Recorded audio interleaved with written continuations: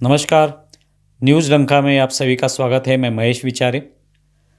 दोस्तों, पंजाब और हरियाणा के बॉर्डर पर लगभग पिछले साल भर से जो किसानों का आंदोलन शुरू था वो अब फ़िलहाल तो ख़त्म हो चुका है। आने वाले समय में देखेंगे क्या होगा।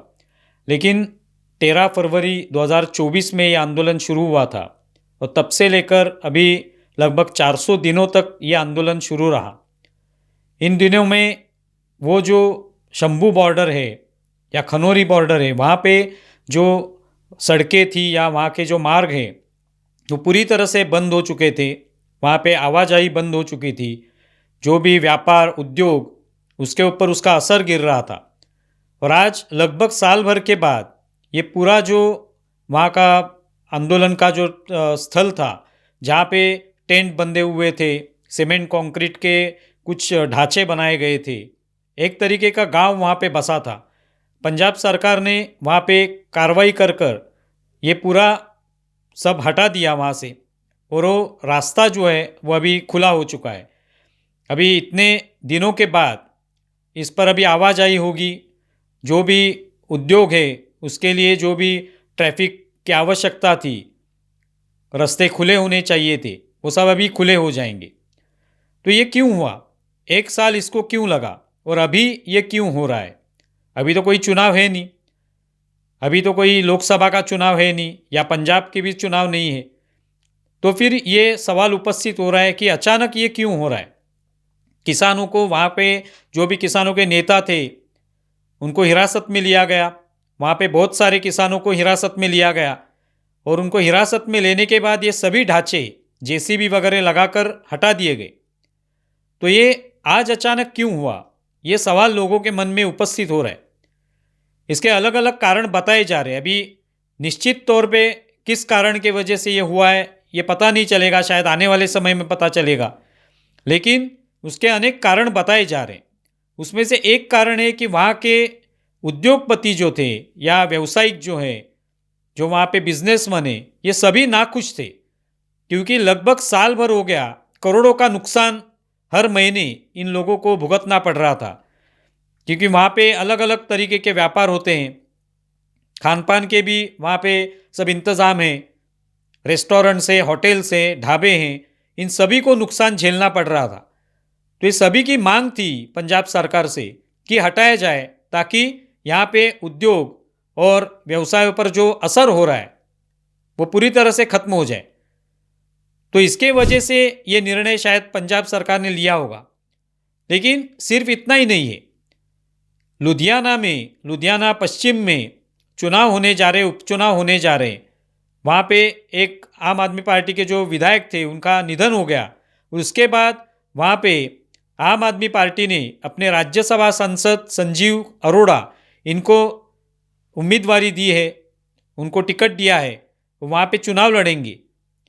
दूसरी बात उसमें से कही जा रही है कि खुद अरविंद केजरीवाल जो आम आदमी पार्टी के नेता है, प्रमुख नेता है, वो राज्यसभा में जाना चाहते हैं और उसके लिए लुधियाना में उनका फिर एक बार विधायक चुन के आना आवश्यक है। और लुधियाना के जो भी उद्योगपति हैं, बिजनेसमैन हैं, ये सभी पूरे साल भर से नाराज़ हैं। क्योंकि उनका उद्योग जो है, उनका व्यवसाय जो है, उनका बिजनेस नुकसान में चल रहा है। करोड़ों रुपयों का नुकसान उनको सहन करना पड़ रहा है। और इसके लिए इन सभी ने पंजाब सरकार से मांग की थी कि तुरंत ये रास्ता खुला किया जाए, ये बॉर्डर खुली की जाए, ताकि वहाँ पे आवाजाही हो और जो भी ट्रैफिक आ जाए, जो भी बड़े बड़े ट्रक्स आते हैं जिसके माध्यम से सामान एक राज्य से दूसरे राज्य तक पहुँचाया जा सकता है, ये होना चाहिए। क्योंकि ये अगर नहीं होगा तो फिर यहाँ पे हमें इतना नुकसान जो एक साल भर में हम सहन कर रहे हैं, या आने वाले समय में भी हमें भुगतना पड़ेगा। और ये उद्योगपति जो है, यहाँ के बिजनेसमैन जो है, इनकी नाराज़गी पंजाब सरकार को समझ में आई। क्योंकि ये लुधियाना के जो भी उद्योगपति हैं वो अगर नाराज़ हो गए तो स्वाभाविक है कि वो आने वाले उपचुनाव में उनको मदद नहीं करेंगे। उनका अगर विधायक वहाँ पे आम आदमी पार्टी का चुन के अगर नहीं आया तो निश्चित तौर पे राज्यसभा पर उसका असर पड़ेगा। और राज्यसभा में अगर अरविंद केजरीवाल को चुन के आना है तो उसके लिए उनको विधायक की आवश्यकता पड़ेगी।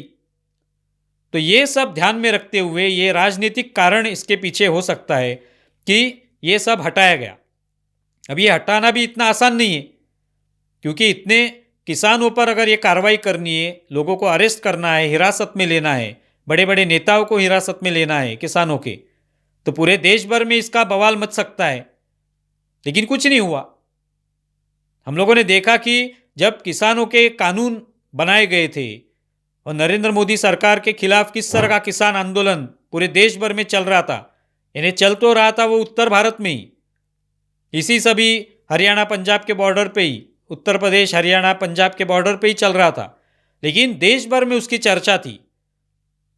और आखिरकार दबाव में आने के बाद नरेंद्र मोदी ने वो कानून वापस भी ले लिए। तभी तो हम लोगों ने देखा कि हर कोई किसानों का नेता बन चुका था, हर कोई वहां पे जाके अपने भाषण दे रहा था और अन्नदाता के गुणगान गा रहा था। आज तो ये सभी जो लोग हैं, जो किसानों के नेता कहे जाते थे, वो कोई यहाँ पे नहीं आया, किसी की भी आवाज़ इसमें नहीं आ रही। कोई नहीं पूछ रहा कि ये किसानों का आंदोलन क्यों खत्म किया गया, क्यों ये सभी रास्ते जो हैं वो खुले किए गए हैं, क्यों ये ढांचे हटा दिए गए, क्यों ये टेंट जो है यहाँ से जेसीबी लगाकर हटा दिए गए। कोई नहीं पूछ रहा, क्योंकि सबको पता है कि ये नरेंद्र मोदी का यहाँ पे कुछ नहीं है, ये आम आदमी पार्टी का है, जो कि इंडिया आघाड़ी का एक सदस्य है। शायद इसके वजह से ही ये होता होगा। दूसरी बात है कि यहाँ पे अगर भाजपा का शासन होता तो निश्चित तौर पे पूरे देश भर में बवाल मचता कि देखिए अन्नदाता पर कैसा अन्याय हो रहा है। अब तो वहाँ पे सरकार आम आदमी पार्टी की है, तो इसके वजह से एक कारण हो सकता है कि ये निर्णय लेने में कोई पंजाब सरकार जो है या भगवंत मान जो है मुख्यमंत्री, उनको कोई तकलीफ नहीं हुई होगी, उन्होंने तुरंत निर्णय लिया। इसमें यह भी बताया जा रहा है कि इतना बड़ा अगर निर्णय जब लेते हैं तो उसके लिए एक सिस्टम भी उसके पीछे होनी आवश्यक होती है। तो शायद केंद्र सरकार ने मदद की है क्या, कोई राजनीतिक कारण है, कुछ सुलह हुई है आम आदमी पार्टी और भाजपा के बीच या केंद्र सरकार के बीच, ऐसा भी कहा जा रहा है। अभी इसके पीछे का असली कारण पता नहीं, लेकिन प्रमुख कारण यह बताया जा सकता है कि उद्योगपति नाराज है, और उद्योगपति नाराज होंगे तो फंडिंग नहीं हो सकता।